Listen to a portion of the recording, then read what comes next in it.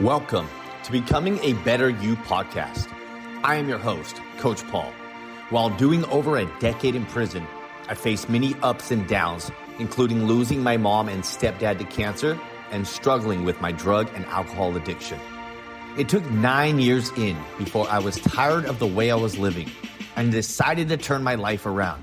And now it's my mission to help others do the same.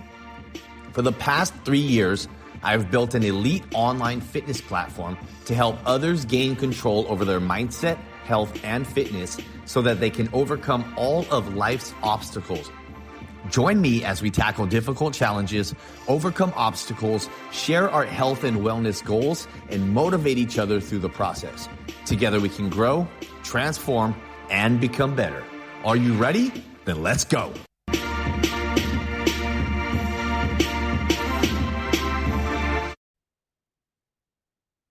Yo, what's going on? It's your boy, Coach Paul, back again. I'm your host. I'm your coach, host of Becoming a Better You podcast with Coach Paul, and I am excited to have you here on episode number 5. We've officially been a month into these podcasts. Episode number 5, we're starting our second month, launching into more detailed information about my story, giving you a backstory, an understanding of where I come from, and why it's so incredibly important for me to wake up every morning and strive so hard in order to help change and impact as many lives as I possibly can. Last week, we had a good friend of mine on the show. His name was Justin. If you didn't get a chance to listen to Justin's episode, please go back last week and listen to that episode. You'll get a lot of value from what Justin has to share. And one of the things that me and Justin talked about in last week's episode was prison, was incarceration, was being locked away from one's family due to his actions and activities. And so I wanted to spend a little time on this episode to talk about my first time going to prison, because I think it's imperative for you to understand that I went to prison 2 times. I did not learn my lesson the first time. And I know that although you as the listener might not have ever been to prison, you can understand failing and struggling and not learning the first time. So what I want to start off with, first off, when I was 18 years old, I decided I was going to try to get my life together. I went to rehab. I stopped using drugs. I got a girlfriend. I got a job. I was going to meetings. I got an apartment with her. Everything was going good, or so I thought. Shortly after my 19th birthday, me and this young lady were not getting along well, and we decided to split ways. And when I say split ways, she decided to cheat on me with her ex-boyfriend. And so when that happened, I went back to dealing with my emotions and my feelings the only way I knew how.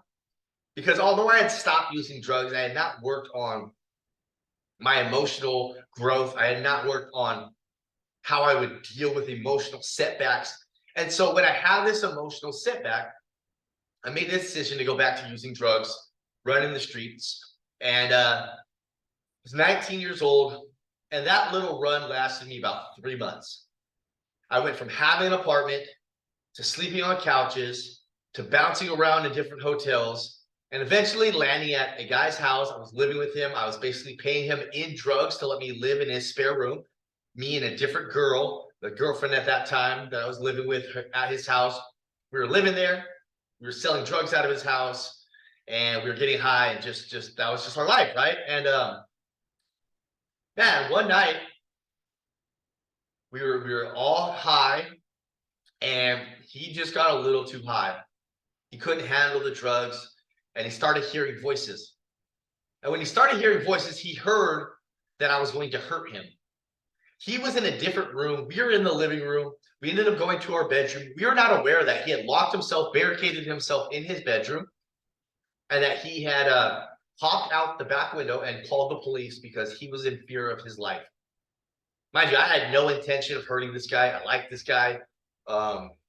Just too much drugs. Drugs will do that to you. And so here I am, 19 years old, thinking I have it made because I'm paying off my rent with drugs, and I have a lot of drugs, and I have this beautiful girlfriend, and pretending like I was some kind of kingpin or whatever the hell I thought it was. And I look on a security camera that I had set up, and I see my roommate out there in the middle of the street talking to the police. And I had a lot of drugs, I had a couple guns, I had a bunch of stuff in my room that was not legal. So I started hiding stuff to the best of my ability. Next thing you know, the cops knock on the door. We go answer the door, they come in, and they ask us, what's going on? I'm like, nothing's going on. They're like, oh, you're this guy, I'm not gonna say his name, but this guy says that he heard you talking about hurting him. So I tell the police officer, I said, sir, I'm not going to hurt him. I have no issues with him. We didn't even have an argument. I don't understand where this is coming from. But if you want me to, I will leave. If he doesn't feel comfortable with me here, I'll leave. We'll go somewhere else. We'll go get a motel room for the night. We'll do something to let him have his peace. And then if I need to come back and get my stuff in a couple of days and move out, I will. But I have no intention of hurting him. I have no issues with him. The police go, okay, we can do that. Then they ask, is it okay if we search the house? And this guy goes, yes.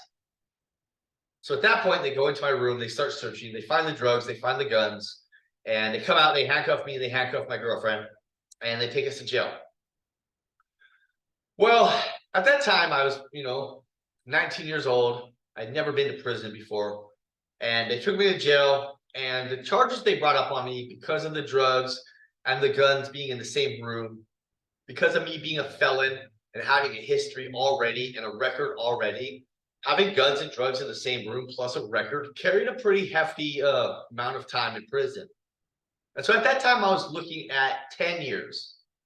They were telling me I was going to get 10 years in prison for the drugs, for the guns, for my prior history. I went to court a few times, and I ended up taking a deal. I pled out guilty charge to let my girlfriend go home free. And at that time, I ended up getting 3 years. I got sentenced to 3 years.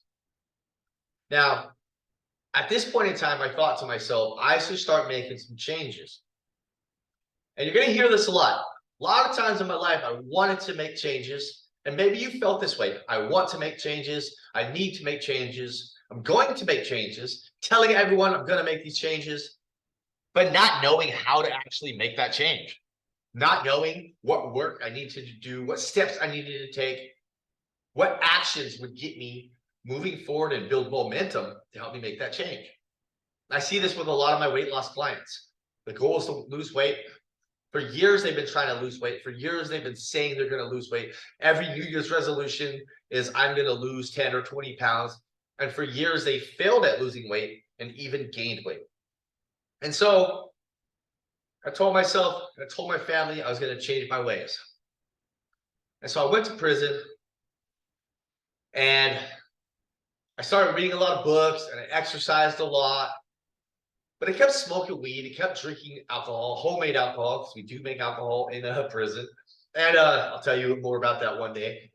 And so I never actually made any changes, right? Like I started reading books, right? So that was a change. I started learning, educating myself on fitness, on mindset. And I started making some mindset shifts and establishing some ideas as how I wanted to live my life. But I never made any emotional changes. I never grew up emotionally, and I never dealt with past traumas that were holding me back. And I never got any help. This is a big thing with my weight loss clients. Like they reach out to me and they get help. And when they get help with their goals, we see amazing results. But if you don't get help with your goals and you don't know what you're doing, like I did at this time, you won't see amazing results. You might see some results, but they don't stand the test of time. And so what ended up happening was I ended up getting out of prison. And when I got out of prison, I immediately went back to smoking weed and drinking alcohol. Because I was already doing that in prison. I was smoking weed. I was drinking alcohol. It wasn't causing no consequences or repercussions in my life. And so I did 19 months out of the 3 years, because I was sentenced to 3 years with halftime. So I was supposed to do 18 months. I did 1 month over that because I was at one point I got in some trouble. And I spent that 19 months reading and educating and learning and getting tattoos and getting buff. And like, I never actually worked on like my emotional healing, my emotional growth, my spirituality. I didn't dive deep into mindset shift and personal development. Like I read some personal development books, but I didn't really dive deep into it and actually implement the things that I was learning. And so what ended up happening was I did my 19 months. I did my time. I got out, I moved in with my mom, I kept smoking weed and kept drinking. I kept smoking weed, I kept drinking, and that little bit of freedom didn't last very long. Now, I don't want to go too deep into that because I want to save that for another podcast, but what I do want to tie into is that looking at 10 years in prison is a very serious consequence. Just like looking at the potential of diabetes, cardiovascular disease, heart disease, cancer, these preventable diseases that can be prevented by a healthy lifestyle. Just like me going to prison for 10 years could have been prevented by a healthy, positive lifestyle. And so then I looked at 10 years and I didn't get 10 years. I got 3 years, and I got 3 years with halftime. So really it's only a year and a half I had to do. Just like so many people I see, they're overweight, they're struggling with their weight, they're struggling with the way they look, they don't like the person they see in the mirror, but they haven't yet seen a consequence severe enough to make a change. If this is you, I want you to know you're not alone.